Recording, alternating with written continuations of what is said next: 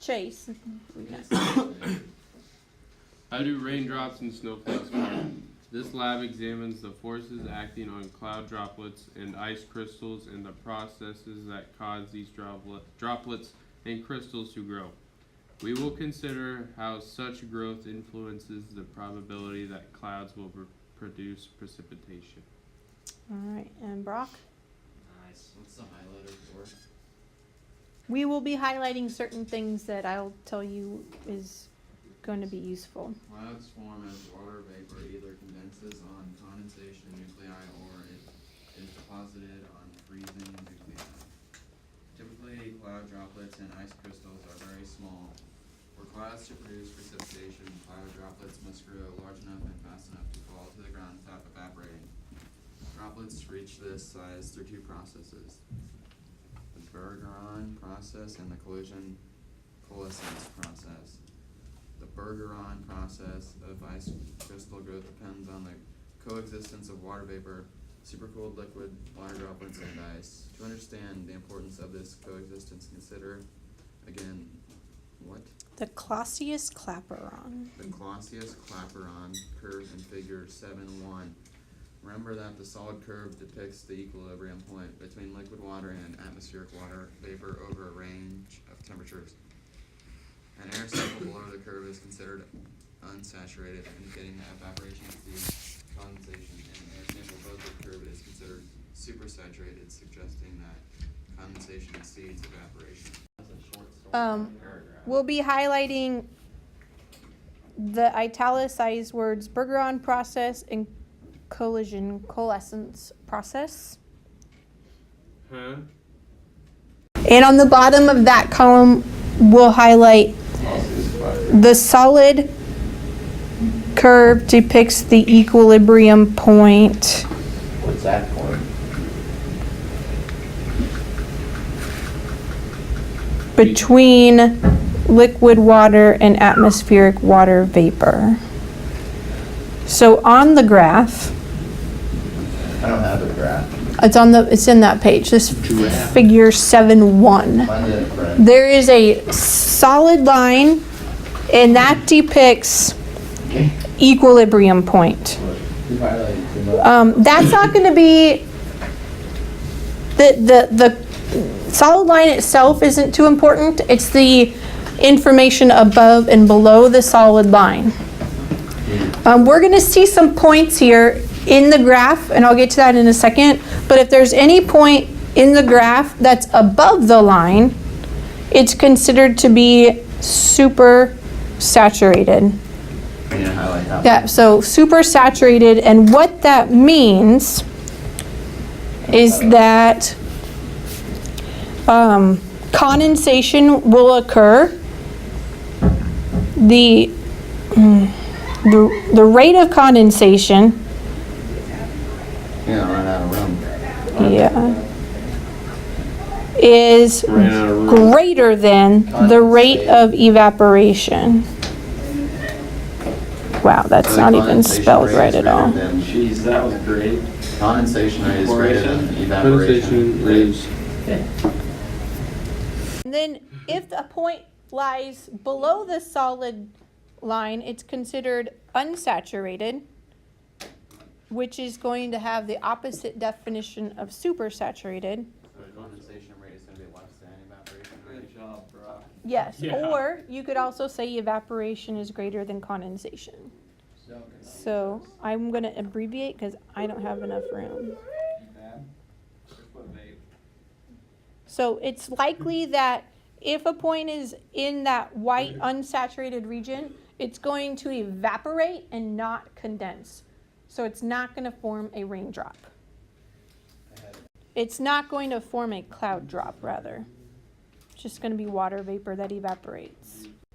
If I have an air parcel or a part of air that is at negative 20 degrees and the vapor pressure is 10, I have drawn a dot on the graph where that would be. So above negative 20 and over from 10, will that condense into a cloud droplet or not? Yes. Yes, because it's in that saturated zone.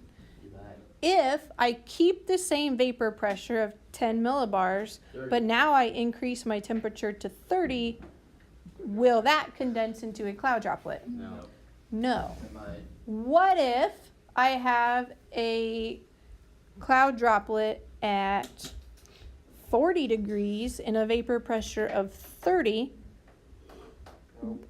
That will not condense into a cloud droplet. But if I keep the same vapor pressure, but I cool it down to 0 degrees, Yep. that will form a cloud droplet. So cloud droplet formation is depending on temperature and pressure. Bet. We're not gonna get done today, guys. That's right. Take your time. Okay, so basically saturation, like whether or not it's going to be saturated depends on the phase the water vapor is in. Is it a solid, liquid, or gas? And because it takes more energy to condense it and stuff depending on what form it's in. So now we look at this graph on the bottom. It's really similar to the last graph that we had. The only difference is instead of one line, we have two. So if we're looking at water in the clouds, we're looking at the solid line. If we're looking at ice in the clouds, we're looking at the dotted line to see if it will condense into a cloud droplet or not.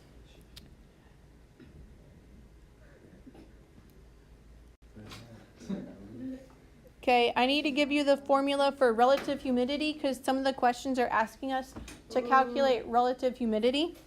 So, We don't have to do them. yeah, you do. Relative humidity, which I'm abbreviating with RH down there on the bottom of the screen, is equal to the vapor pressure, VP. which you can get on the graph. It's your y-axis divided by the saturation vapor pressure, which I think they give to you. Saturation vapor pressure. And then relative humidity is in a percent, so you have to multiply, yep, you have to multiply that by 100 to get your relative humidity in the form of a percent. Oh, boy. Number 1 says, consider the air sample denoted by an asterisk in figure 7.2. Its temperature is negative 15. If you look on my screen here, they get that because it's right above the negative 15 on the x-axis. And its vapor pressure is 1.72 millibars, and they get that by going over to the y-axis.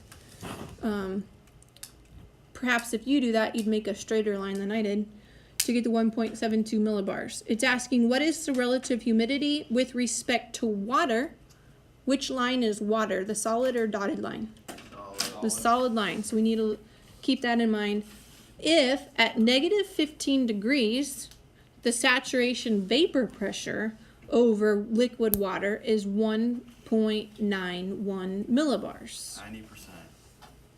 In our packet, we'll have to show our work for full credit. So I'll show you what we're going to do for this one. I have a calculator. Okay, so I'm going to plug in the vapor pressure, which is how much? 1.72. We're on number Oops. 1. Yep, 1.72, and divide that by the saturation vapor pressure, which they give us is 1.91. And take that times 100. What do I get? 90%. Actually, So, with respect to water, that air parcel's 90%, the relative humidity there is 90%. That's pretty high, right? Go ahead and do number 3 by yourself before we go back to number 2. So it's the same parcel of air as number 1, but instead of the saturation vapor pressure being 1.91, now we're saying it's 1.65. Wow, that's Number 2 says, what will likely happen to liquid water when the surrounding environment is unsaturated?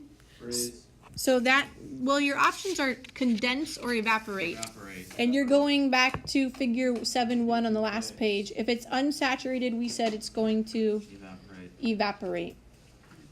So it's most likely to, So 4 is That's pretty good, condense. well, you haven't even read number 4 I yet. have. What happens to water vapor if, with respect to the surrounding ice crystals, the environment is super saturated? So if it's super saturated,